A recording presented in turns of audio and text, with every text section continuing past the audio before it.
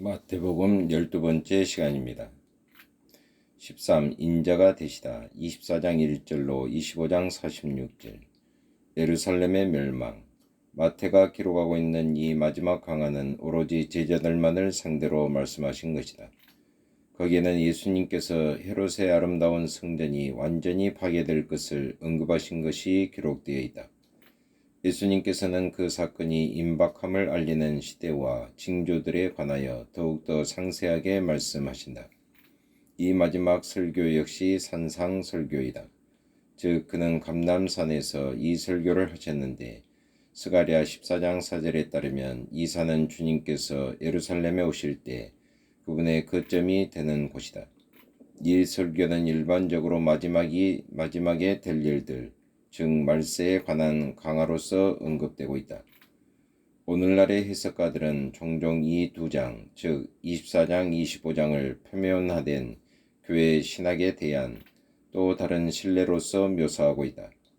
이 견해에 따르면 초대교회는 그리스도의 임박한 재림을 기대하면서 살았다는 것이다. 그러나 이 설교를 주의 깊게 살펴볼 때 그것이 첫째로 들고 나오는 것은 예루살렘의 멸망이라는 사실을 보게 된다. 마태복음서의 24장, 25장을 읽을 때 우리는 그것을 처음 들었던 청중들의 사고와 조망 가운데서 이해하도록 최선을 다해야만 한다. 예수님께서 선언하신 언약의 진노는 그 제자들에게 깊은 인상을 주었다. 그러므로 이때가 언제 나타날 것인가의 문제가 즉시 표면화되었던 것이다. 인내할 것을 호소하심. 주 예수님께서 이러한 물음에 대하여 말씀하신 것은 역시 이스라엘을 향한 메시아의 심판 시대 이후에 사는 자들 모두에게, 즉 우리에게도 적용되는 것이다. 그렇지만 예수님께서 이 5번째 설교에서 예언하신 것을 이해하기 위해서는 다른 어떤 예언을 취급할 때와 마찬가지로 그 당시의 청중의 상황에서 생각해야만 한다. 이 경우에 선생으로서 앉으신 예수님, 24장 3절, 참조 5장 1절, 23장 2절은 먼저 장차 오게 될 모든 거짓 메시아들에 대하여 경고했다.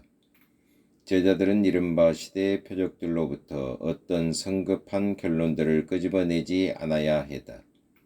예수님께서는 그들에게 자신께서 심판 중에 다시 오실 때가 언제인지를 미리 결정할 길이 없다는 사실을 말씀하셨다.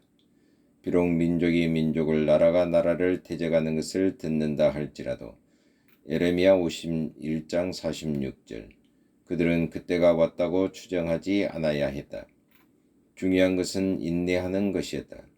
복음의 전파는 그 끝날까지 계속되어져야 할 것이었다. 멸망에 가증한 것. 거룩한 곳, 즉 성전 안에서의 멸망에 가증한 것은 예수님께서 이스라엘을 심판하시기 위해서 오실 것에 대한 표적이다. 24장 15절, 참조 다니엘 9장 27절, 12장 11절, 에스겔 8장. 예수님께서 언급하신 이 가증한 것은 예루살렘에 타락한 상황, 즉 로마인 및 폭동에 참여하지 않는 다른 유대인들에 맞서서 성전을 요새로 바꾼 유대인들의 폭동이 시작되는 상황을 가리키는 것이었다. 병행구절인 누가복음 21장 20절에서 우리는 멸망에 가증한 것에 관하여 읽지 못하나 군대들에 의해 포위되어 있는 예루살렘에 관해 읽는다. 이는 로마의 군대 세력을 가리키지 않는 것이 분명한 것 같다. 만일 그들이 로마의 군대였다면 그 성읍 안에 있는 자들은 한 사람도 도망하지 못한 채 죽었을 것이다. 왜냐하면 로마인들은 항상 도시들을 완전 포위하고 도망갈 모든 통로들을 차단하는데 철저했기 때문이다. 그런데 누가복음 21장 21절에 보면 그 성내에 있는 자들이 도망가도록 충고를 받고 있지 않는가? 그러므로 우리는 로마의 군대 세력으로 보기보다는 유대의 군대 세력으로 보아야 한다. 즉 그들은 언약의 심판을 두려워하지 않은 채 성전을 피난처로 삼고 있는 폭동자들이다. 그들은 자신들의 우상 숭배의 중심지인 성전 안에서 스스로 안전하다고 믿는다. 그들은 하나님이 우리와 함께 계시다. 이는 주님의 성전이 아닌가? 예레미야 7장 4절, 이사야 28장 15절이라고 혼하고 있는 자들이다. 이러한 군대들이 성전에 집결한 것을 볼 때 교회는 예루살렘으로부터 탈출할 때가 왔다는 것을 알 것이다. 24장 15절 이하. 나의 백성아, 너희는 그 중에서 나와 각기 나 여호와의 진노에서 스스로 구원하라. 예레미야 51장 45절, 참조 요한계시록 18장 4절.